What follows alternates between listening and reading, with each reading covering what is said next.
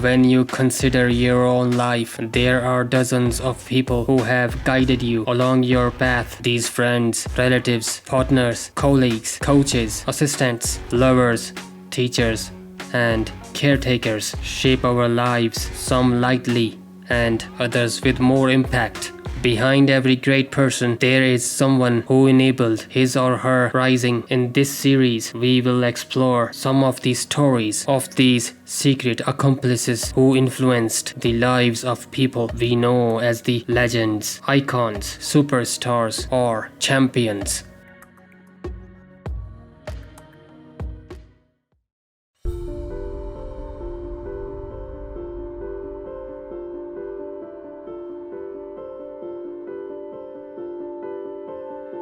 Cassius Clay, a 12-year-old boy, had no idea that his life was about to change when he left the Louisville Service Club convention with his friends after enjoying free popcorn and hot dogs to ride back home. But his new bike, a $60 red Schwinn that he received for Christmas, was stolen.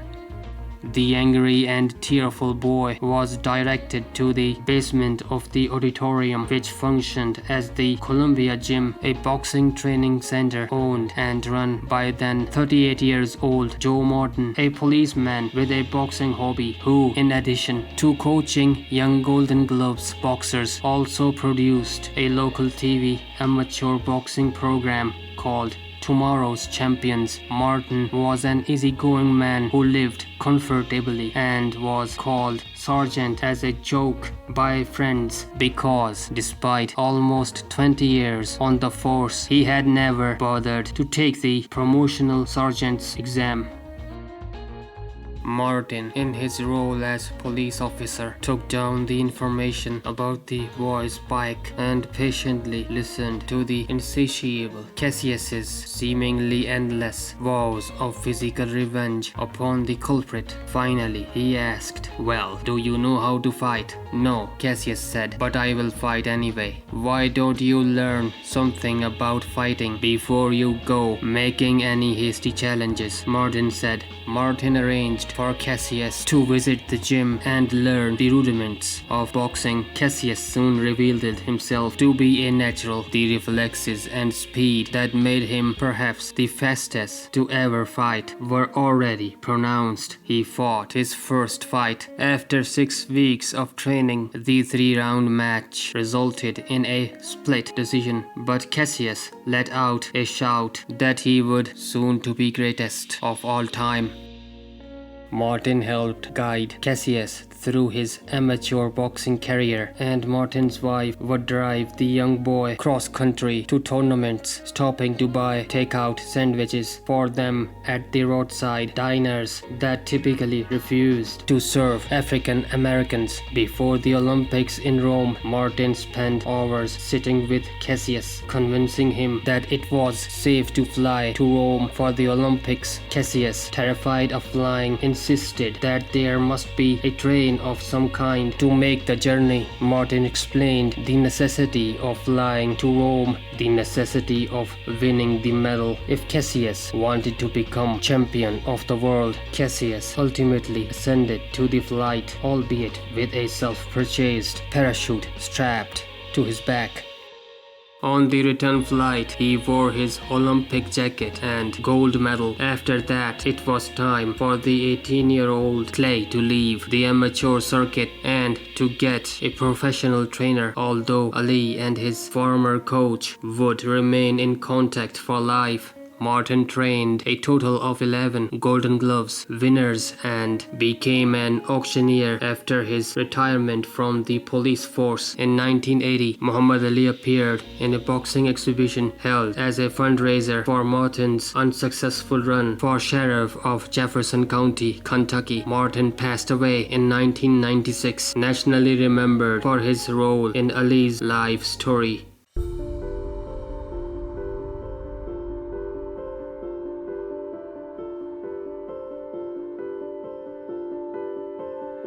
Vladimir Vladimirovich Nabokov, also known by the pen name Vladimir Sirin, was a Russian-American novelist, poet, translator, and entomologist. Nabokov's wife, Vera, was as brilliant, elegant, and multi-talented woman. Their first meeting in 1923 was the stuff of legend. She wore a black satin mask on a bridge in Berlin and recited his own poetry to him. From that moment, the young writer Vladimir Nabokov felt that Vera was destined to share his life.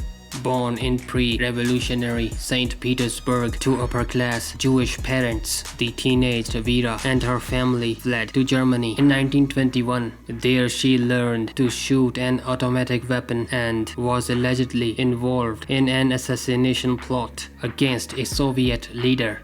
Fearless and intelligent as she was, she bypassed an intended degree in architectural engineering, instead teaching herself to type and working as a writer and translator, and eventually finding her life's true purpose in her husband. She believed adamantly in Vladimir's genius and felt it an honor to devote her life to nurture his art and secure his reputation as the literary giant of his time.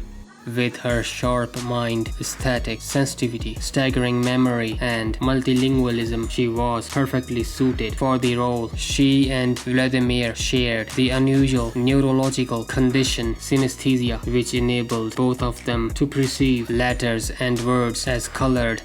Among her many roles, Vera was amanuensis, translator, chief correspondent, teaching assistant, literary agent, chauffeur, scribble partner, and butterfly catching companion. She was the first reader of all her husband's works, as well as critic, editor, and inspiration. Many suspected she had a hand in the writing itself. Some believed that Vera was the true author.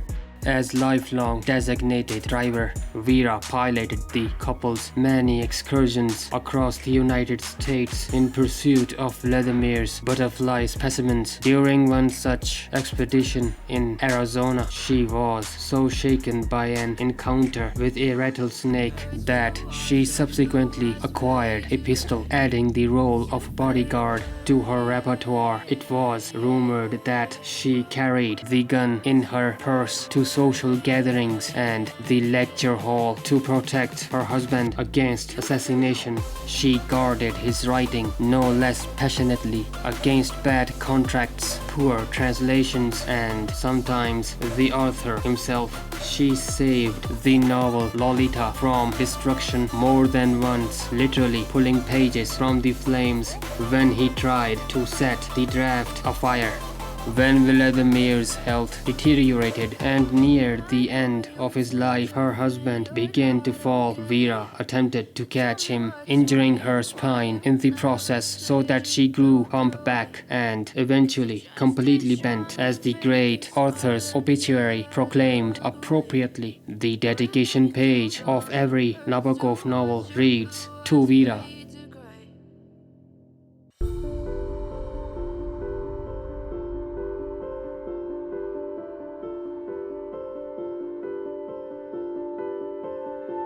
Kamehameha was the founder and first ruler of the Kingdom of Hawaii. He reigned from July 1782 to May 8, 1819.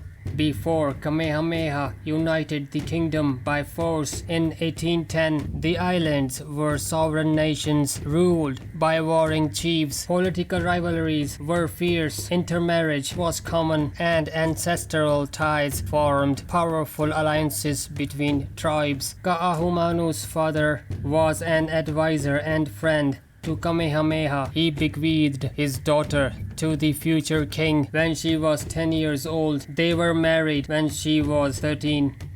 She served as Kamehameha's advisor, encouraging his war to conquer the islands, and she used her royal family connections to help him forge alliances and unite the kingdom. In gratitude, he granted her the divine power to pardon criminals. Her lands became places of refuge, sanctuary from danger. The queen resented the restrictions of the kapu system that forbade women from eating meals together with the men and prohibited them from consuming certain foods such as banana, pork, and coconut. While the king had 17 wives, adultery by chiefesses was forbidden, and Kamehameha had 2 of Ka'ahumanu's lovers killed when he discovered the affairs. She set in motion a repeal of the ancient customs that would transform Hawaii forever. When King Kamehameha died in 1819, Ka'ahumanu tattooed the date into her arm. In English, she would don his feathered cape and declared herself Queen Regent, the first ruling woman in Hawaii. When the missionaries arrived, Ka'ahumanu embraced Christianity and, with the support of Liholiho, crowned. Kamehameha II ordered the destruction of the temples to the Hawaiian gods. Ka'ahumanu established Hawaii's first civil laws based on the biblical 10 Commandments and negotiated the first treaty with the United States in 1826. By opening the door to Christian rule, the most powerful woman in Hawaii led the way to the ultimate downfall of the kingdom she helped create.